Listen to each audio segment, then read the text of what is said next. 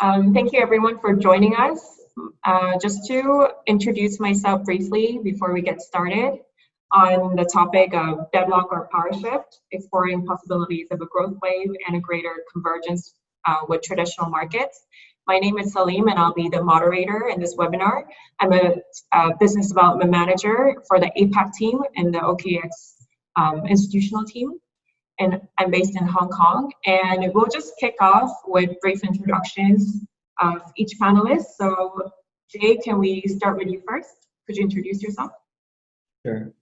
Hi guys, my name is Jae Hong Kim. I am the lead trader, quant trader for WaveBridge, based in Seoul, in Korea. To give you a bit of background about WaveBridge, we have three main businesses. We do trading, liquidity providing, and product services.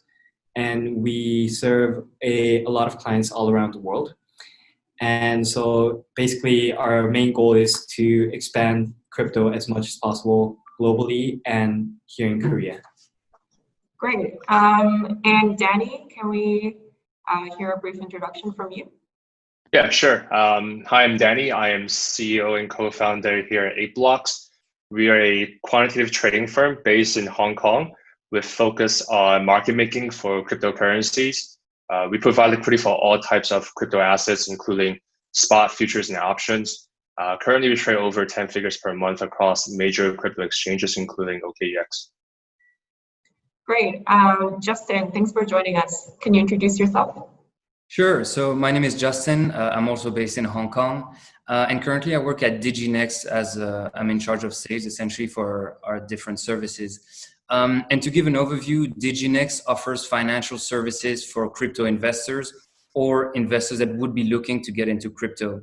And something we're very focused on is providing an infrastructure that institutions would feel comfortable with. And that means operating in credible jurisdictions and with the right kind of licensing.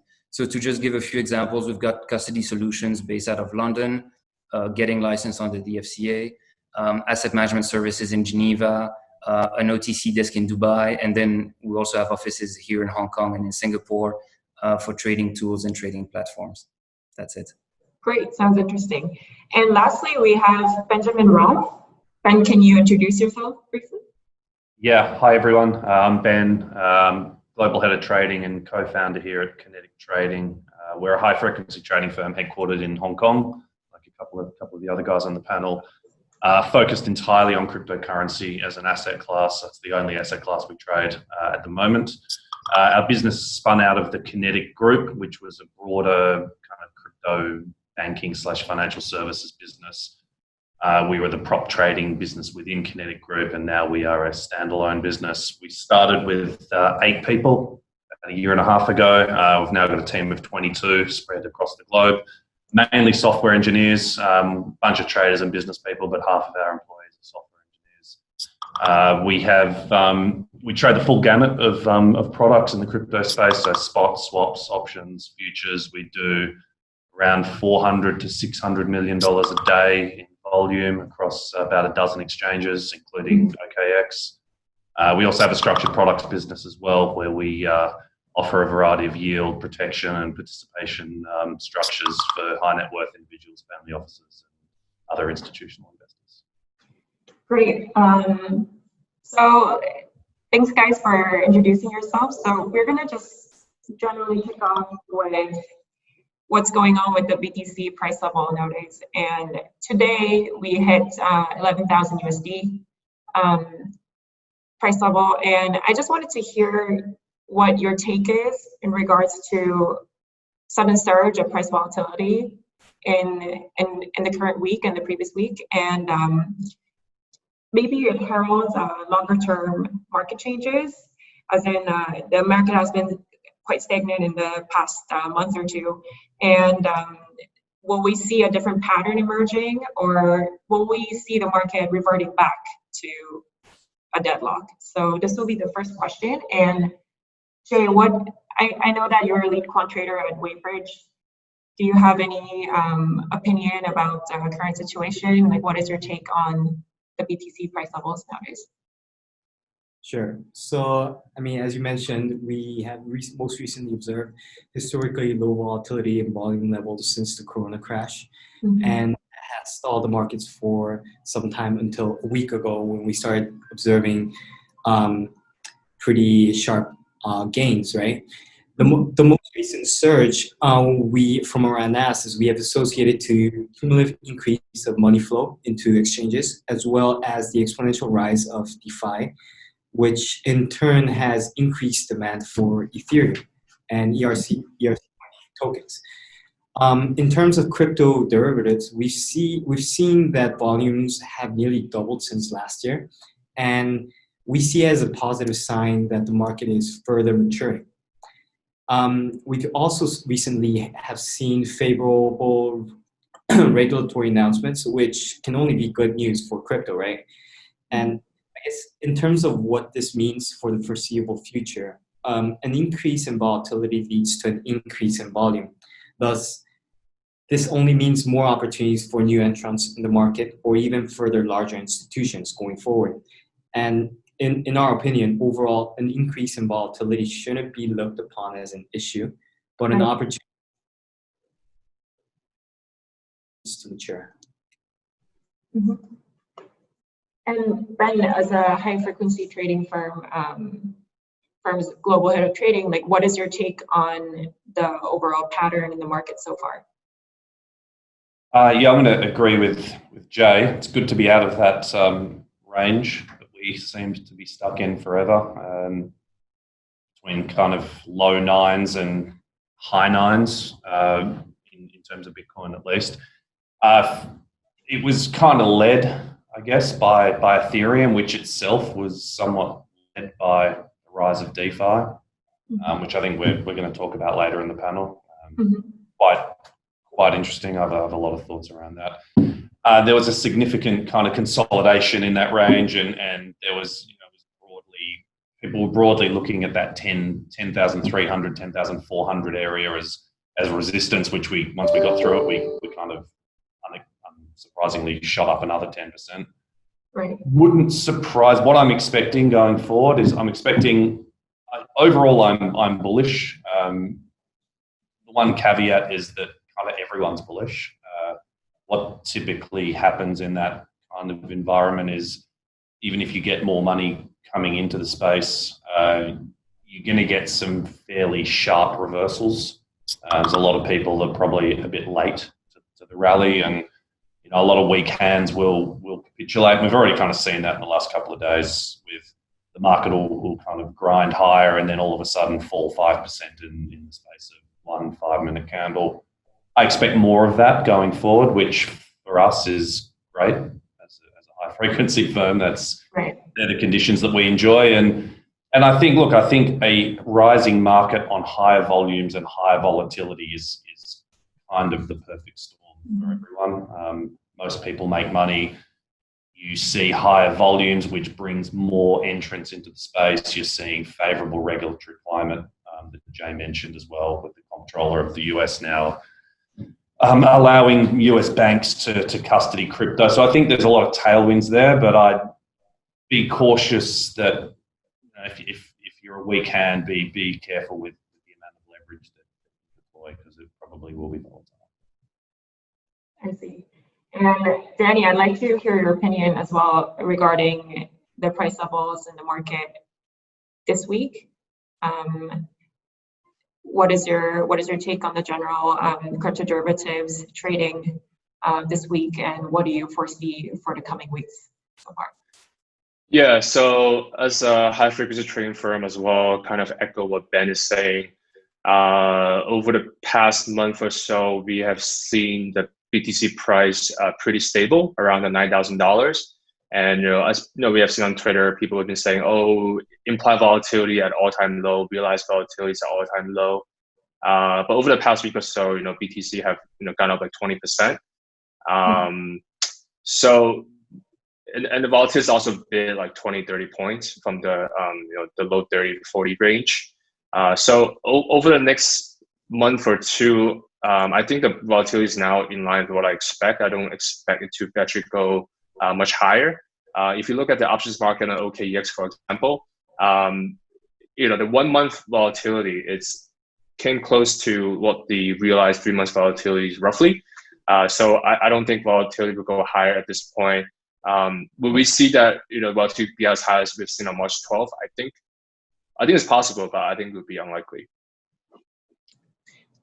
Yeah, I'm going to jump in. I agree, Danny. I think that the structure of the market tends to result in higher bursts of volatility on the downside. A lot of the derivatives products out there are coin margined, so that you get this kind of convex situation on the downside where people's collateral values are going down at the very time that the market is going down. So it tends to accentuate, extreme down moves. So in a bullish market, I'd expect what Danny said, that whilst we're getting a bit of movement now, it's unlikely to be enormously volatile, unless perhaps we kind of break through all-time highs at 20,000, which I'm not holding my breath on, in the next few months. But hopefully, I'm optimistic that we might test it in 2021. Yeah, so it's interesting because by the time we started to discuss what we want to address in this webinar and so on, the price levels were looking quite, and the realized volatility was very low, and the price levels were very stagnant as well. But as we moved on to up to the point of where we actually execute a webinar today, we see a completely different situation. And on that note, I want to ask Justin what you expect for the rest of the year, because we've already passed the half-year point. And what is your take on the markets? Sure. Yeah, that's an interesting question. I'm not sure I'm qualified to make a prediction for the next 6 months, but I would say I have a bit of a different perspective, or rather, I like to look at volatility from a more macro side of thing, and also look at traditional markets and how it translates or relates to crypto. So I think the move we've seen in crypto also relates to a certain extent to the move we've seen in gold. And basically a play from crypto traders, but also traditional investors, to get away from fiat currency, right? So I know it's been said too many times this year since the whole virus and pandemic, but the money printing definitely is supportive of people investing in things that are a scarce resource, let's say. And so I think that's what's been leading most of the bullish move. It's also interesting to see that for a long time, there were a lot of things happening in the traditional markets while Bitcoin wasn't moving, right? So during June and July, traditional markets were actually moving up or moving at least. And we couldn't see the same thing in crypto. So I think they're maybe catching up on that front. For the next 6 months,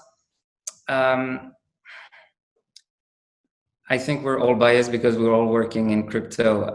I tend to be a bit cautious and a bit cynical. There's a lot of things that can happen outside of our small crypto space and in the big bad world that could get investors to look away or go back to cash. But of course, I'm holding and I'm definitely bullish. I think the current system is helping. I also think that the election and the fact that they're going to keep on printing money to keep the markets up is still supportive again of that same thesis, scarce resources. That's my no. There's just no political will to normalize rates or fiscal policy. Now that genie's out of the bottle, it's hard to see any jurisdiction saying we're going to be the one guys that are going to stop printing or at least slow it down. Sure. And so basically you're seeing the same move all around the world, right? So all the central banks essentially have no other choice but to keep on printing money for, well, I mean, they clearly said it's an unlimited supply.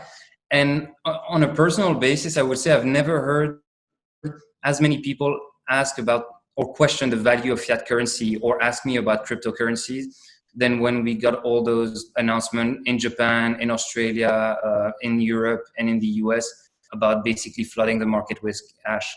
I'm sure all the equity investors are super happy, but it does make you question what the value of money is essentially. Right, that's a good point.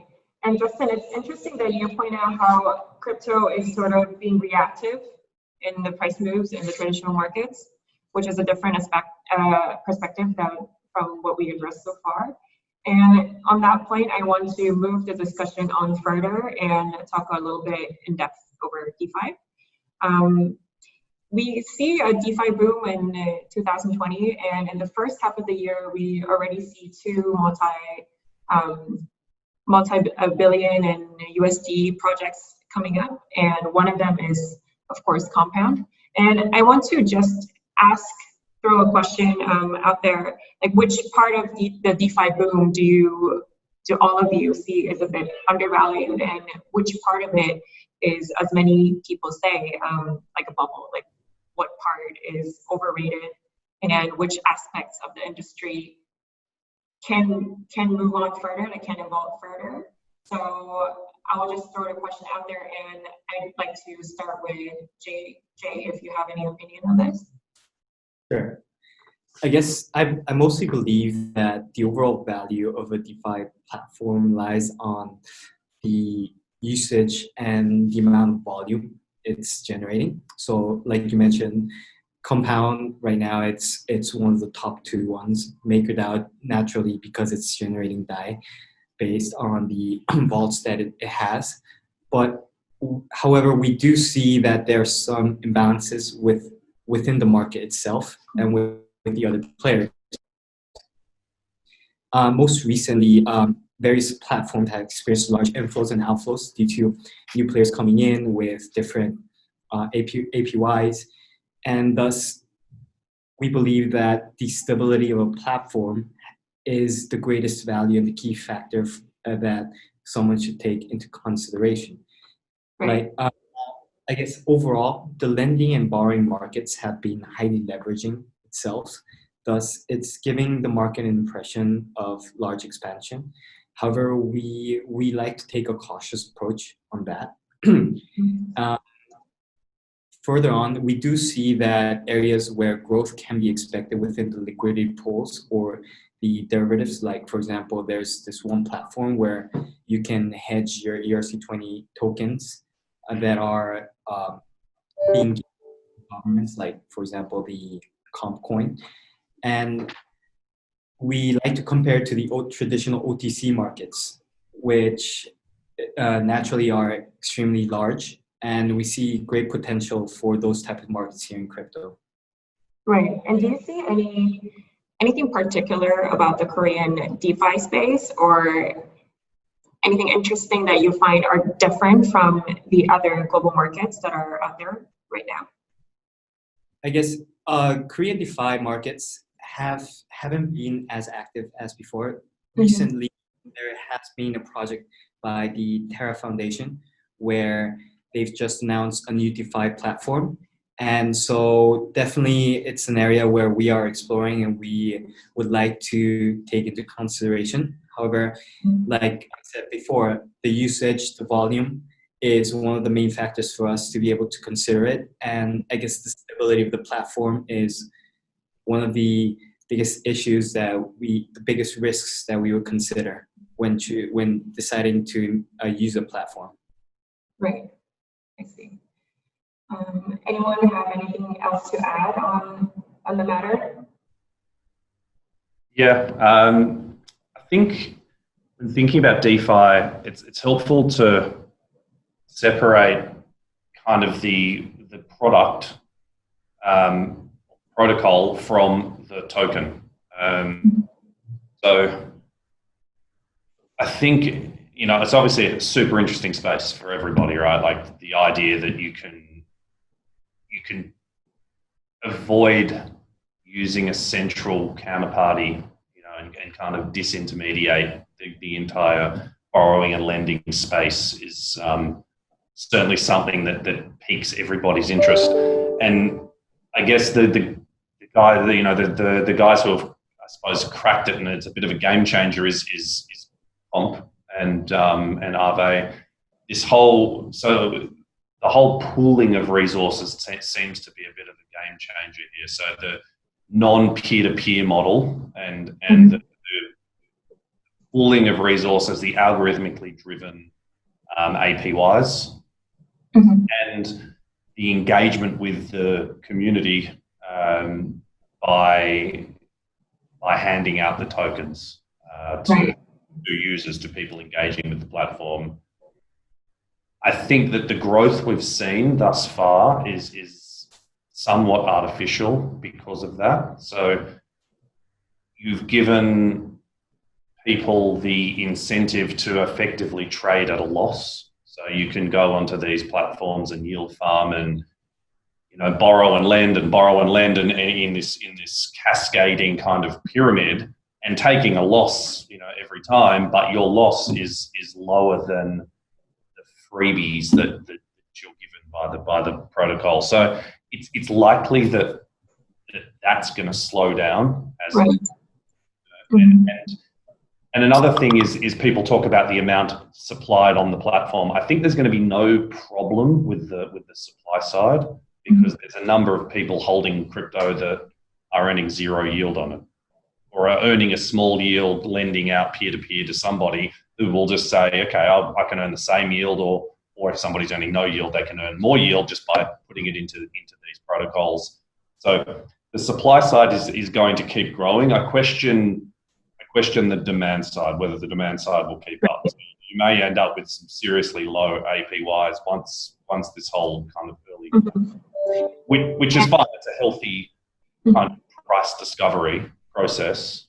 But I feel that maybe it's going to slow down. The trajectory of growth that we've seen in the last 3 months is just not going to be sustainable, because you're just not going to see that growth on the demand side.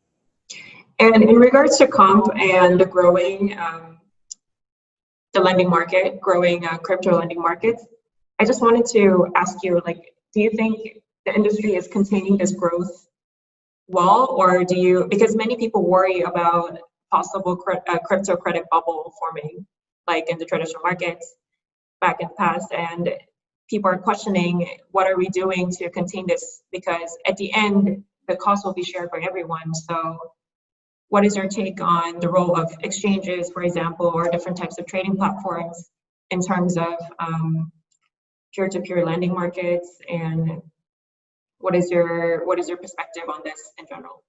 That's for me, Salim. Yes. Yeah. Okay. I think it's helpful to separate the lending market into kind of 3 distinct areas. So you've got the institutional lenders, which is like Genesis, BlockFi, Celsius, BitGo, Blockchain.com. There's a bunch of others. You've got the exchange lending, so exchanges like OKX that provide margin lending services or lines of credit to their clients, and then you've got DeFi. So most of the institutional lending market is over collateralized. Most of them had very few, if any, delinquencies in March. There were some, but the nature of how they operate, they over collateralize most of their borrowers, not all, but most. So there's less of a risk of a kind of systemic breakdown. Right. Them. There is some uncollateralized lending out there that's typically done to fairly credit-worthy institutions. So there is some credit risk out there, most definitely. I don't feel that the scale with which loans have been made thus far poses a huge systemic threat to the industry. Perhaps a short-term flash crash like event caused by over leverage, but that's not just because of the lending market, that's because of the leverage that a lot of platforms provide. Right. So I'd say that there's that, but I wouldn't call it a systemic problem. The second area is the exchanges, who provide highly levered and products, as well as lines of credit and margin loans. I'd say again, systemically not a problem, because most of the clients are over collateralized. Now there are some cases where the collateral is insufficient because the market moves too quickly, and then either the exchange uses an insurance fund or they will socialize some losses. Again, the magnitude, the scale of that is unlikely to be big enough to pose a huge systemic threat. I'd say the biggest threat is probably DeFi, both a threat and an opportunity. And that's because, I mean, we've already seen a number of, I won't call them hacks, because I'll say software bugs within the protocols that have enabled smart people to go and exploit those bugs and take money out of the system. Mm-hmm. I think as it grows and as the supply grows, that is probably one of the, and if supply grows, I mean, well, what is it now at the last count? About 4 billion across a variety of DeFi platforms. Let's just say that becomes 50 billion at some point. I would say that is probably the biggest systemic threat, because it's a bit of an unknown. These are untested systems, and if you had the wrong bug in the wrong place at the wrong time, you could have a significant amount of crypto wealth transfer from a protocol to one or more individuals. So I'd say that poses the largest systemic threat. I don't think the rest of the lending market is at a stage yet where it poses a huge threat to the industry. I see. And another debate that's going on in the industry nowadays is regarding physically versus cash settled derivatives, and in terms of crypto derivatives trading. And I wanted to ask Justin more about this debate and what your take is regarding the responsibility and the role of exchanges such as OKX when it comes to this discussion. Sure. So moving away from DeFi. Yeah, so we're slightly diverging from DeFi. Yeah. No, that's totally fine. I mean, I definitely do like to talk about derivatives. So before joining DigiNext, I was at Vantage Capital Markets, where I helped open their crypto desk, where we're broking for futures and options. So I mean, there's two parts to your question. One is the role of exchanges in regards to derivatives, and the second one is physically versus cash settled. In terms of the responsibility of the exchanges, I think in the same way that Ben actually mentioned it when he was talking about DeFi, there's a big responsibility on the side of the exchanges to make sure that the infrastructure and the environment in which people can trade and in which clearing and settlement happens is robust, basically. From a broad perspective, a lot of people don't think of crypto as something that's very trustworthy or reliable. And so in that sense, if the exchanges can do whatever they can to make sure they're as secure as possible, meaning less hack, but also just from a matching engine and infrastructure perspective, that everything goes smoothly, I think that is very important. And if it's done well, it's very supportive to the crypto space. In terms of physical and physically delivered or cash delivered, I think both are very important and very essential to the space. It really depends on which kind of client you're dealing with and what perspective they have in regards to their exposure and the way they want to hedge, and also the infrastructure they want to have. So physically settled futures and options typically require a bit more involvement, a bit more infrastructure. And so in that sense, people are more involved in crypto, which is something we want to see. On the other hand, cash settled is maybe simpler, and it's maybe a more common or usual proposition for institutional traders. So normally on a lot of products in traditional markets is going to be cash settled. And so I think that's why, for example, we're looking at the CME, there's a bit more activity than you would on ICE. There are other reasons, of course, in terms of how they can operate on the exchange, but also it's about how involved they are in the space.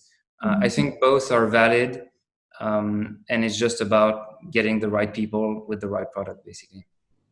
Right. So thanks, Justin. And we've sort of discussed a little bit about DeFi and the roles of exchanges, as Justin and Ben addressed so far. And I want to move into sort of more macro factors that might affect the crypto markets in the coming rest of the year, the coming few months. And I was wondering if there has been a bit of a regulatory shift in Korea at the moment. And I wanted to ask you, Jay, about what you think about the new introduction of the crypto taxation and whether this is going to the right direction, basically, because there is always a debate between many industry insiders regarding, is Korea containing the great growth of crypto well, and is it trying to regulate it in such a bad way that is stalling growth, but at the same time, so basically not leaving room for innovation and new projects coming up. So what is your opinion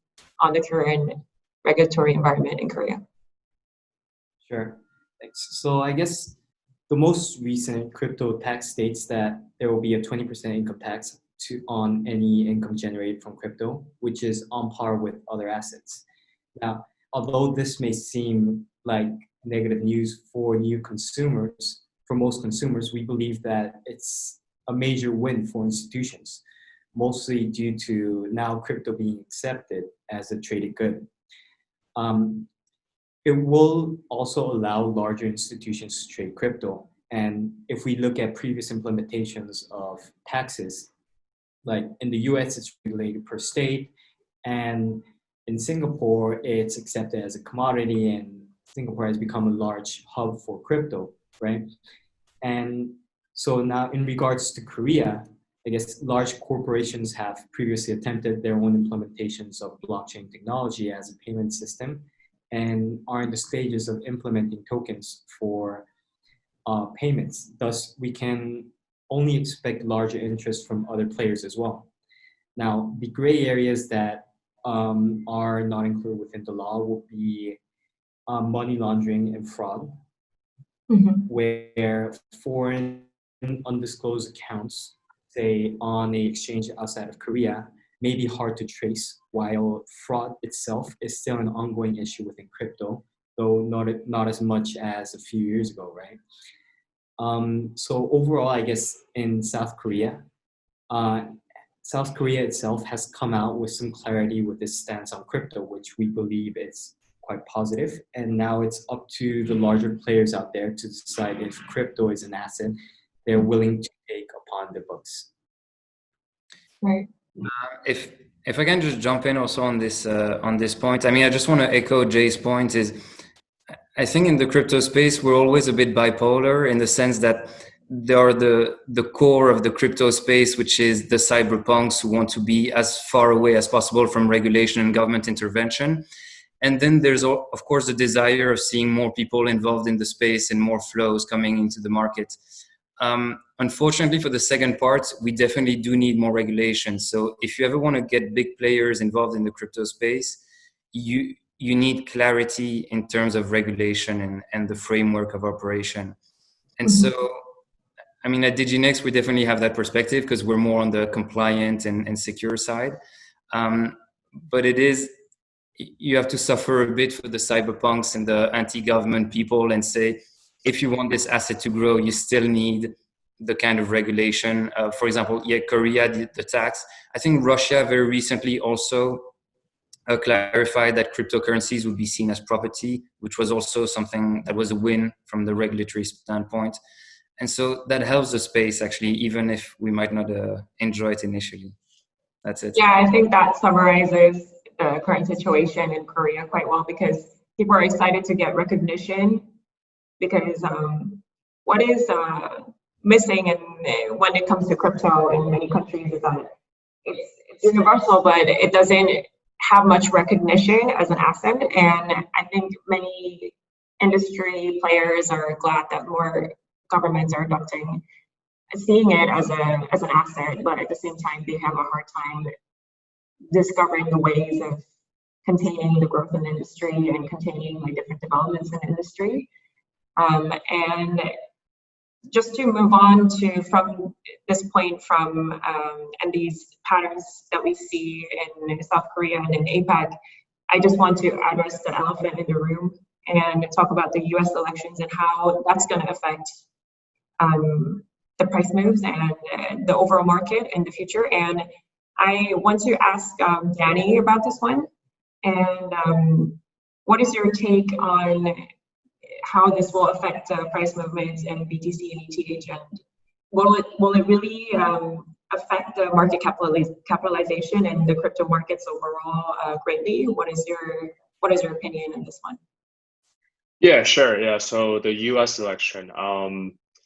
So after graduating from university, I went to MIT. I went to work at one of the biggest options market making firm, and I was actually trading options during the 2016 U.S. elections.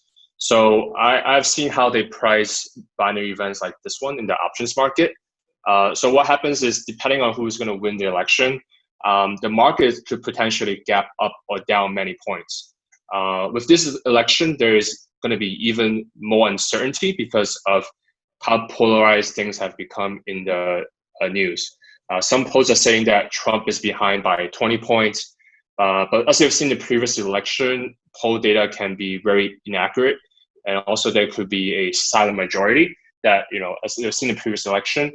And 2020 has been pretty crazy with COVID-19. There is possibility that we could have mail-in ballots and some possible delay in the election results as well. So this volatility could potentially last a while, and not just on election day.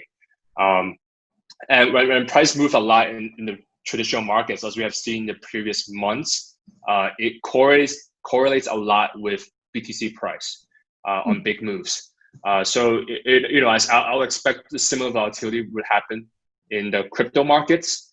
As a market maker, we have to price in this risk. So we would likely wind our quotes out, and market would be less liquid, and potentially what we have seen on March 12th could happen again. Right. And on that note, I just want to, we discussed many factors that are affecting the price movements in the crypto markets. And as a closing question, I want to just ask every one of you, which is the one factor that you think will affect the markets the most for the upcoming months or the rest of the year, now that we passed the half-year point and we see different types of movements in the market. We've seen stagnation, we've seen volatility surging up, and we see BTC heading up the price ceilings. And what is the one big factor that you're, as a corporation or as an individual yourself trading crypto, which factor do you think is the most important? And I want to start with Ben. Hard to think of just one, Salim. If I had to look at any event, I mean, I'm going to exclude unknown events like a hack that I don't know is going to happen yet, or some issue with DeFi or with an exchange. If I can rule out those, I would probably say the US election is possible, because it has so many ramifications for future policy making, both fiscally and monetarily, despite the purported independence of the Fed. We all know that it's not entirely independent. And like Danny said, it might not be all over on election day. Like, this could be kind of Bush Gore all over again. It could drag out for weeks, if not months, if it's a close election and there's disputes over mail-in votes. You could have multiple Supreme Court dates thereafter. So I think that's something that I would look out for with regards to volatility. As for price prediction, we don't do that, but that's that could provide like several months of heightened volatility for all asset classes. Right, I see. And Justin, what do you think? What is the one factor that you will narrate all down to? Sure. Well, I'll repeat one of my earlier points because I think it's really, really so important. And I know it's been said, or we talk about it in the crypto space on a maybe daily basis, but it's still about the money supply and the flood of cash in the market, because I've never heard more times than this year people questioning the value of money. I even talked to friends who were totally against crypto, against Bitcoin. And with all the statements from central banks about having unlimited power at their disposal and, can print as many as needed and so on, people just don't value cash anymore. And even personally, I'll say I've never been more comfortable with my crypto holdings than before. Compared to traditional assets, I really think that now the thesis of Bitcoin is really put forward. And so, yeah, I think that's what's driving. But it's a long-term thing. It's been happening for a while. It's going to keep happening for a long time. But I think we've just got to ride that wave, basically. I see. And Jay, what do you think? What is the one factor that you're paying the closest attention to? Sure. I guess for us, it's more about how the markets are right now and what's the biggest risk within the market. We are close to paying attention to DeFi, and because of the high amounts of leverage that DeFi has been generating the last couple of months, I guess that's the biggest concern, the greatest risks that we are monitoring. Also, if you look at all the DeFi platforms, everyone has different interest rate, everyone has different model within their white papers. So, and I guess the supply and demand has to be able to match in order for those rates to come into within boundaries of each other.